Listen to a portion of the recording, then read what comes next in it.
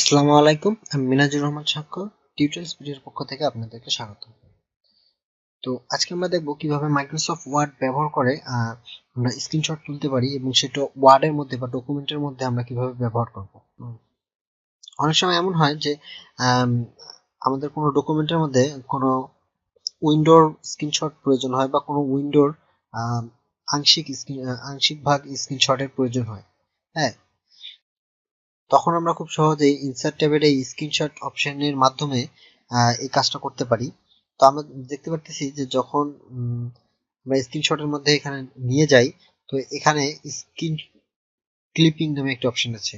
বর্তমান আমার কিন্তু কোনো উইন্ডো চালু নেই, অর্থাৎ ওয়ার্ডের ব্যাকগ্রাউন্ডে আপনি একটা উইন্ডো রাখতে হবে যে উইন্ডোটার আপনি স্ক্রিনশট তুলতে চাচ্ছেন। তো এখন যদি আমি ক্লিক করি তাহলে আমার সরাসরি ডেস্কটপের মধ্যে নিয়ে যাবে এবং সেখান থেকে আমাকে চুজ করতে পারবে যে কোন অংশটা আমি স্ক্রিনশট তুলবো।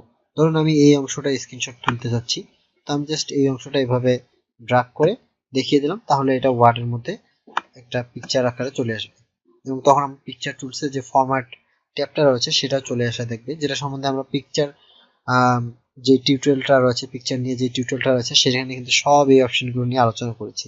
আপনি না দেখে থাকলে এই টিউটোরিয়ালটা দেখে নিন।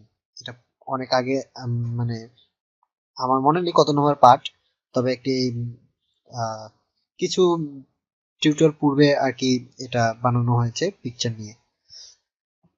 তো যাই হোক, এটা তো গেল আপনার ডেস্কটপের যদি আপনি স্ক্রিনশট নিতে চান। এখন যদি কোনো উইন্ডো নিতে চান, তো আমি একটু উইন্ডো ওপেন করে নিই আগে। ধরুন আমি এই উইন্ডো থেকে একটা স্ক্রিনশট নিতে চাবো, তো আমার রাখতে হবে এই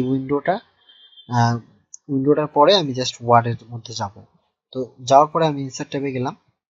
যাওয়ার পর আমি স্ক্রিনশট অপশনটাতে ক্লিক করলে দেখা যাবে যে অ্যাভেলেবেল উইন্ডোজ নামে একটি অংশ চলে এসেছে, আর সেখানে আমি দেখা যাচ্ছে যে দিস পিসি পুরো আর কি যে উইন্ডোটা আছে উইন্ডোটার নাম আসতেছে।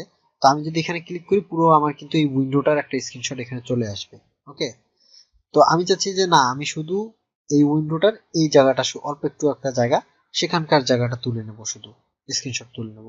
তো আমি এটা ডিলিট করে দিচ্ছি। তো সেক্ষেত্রে আমি জাস্ট ইনসার্টে যাই, স্ক্রিনশটে এখানে তখন আমি আর এটা পুরোটা ক্লিক করব না, তখন আমি আবার স্ক্রিন ক্লিপিং ক্লিক করব।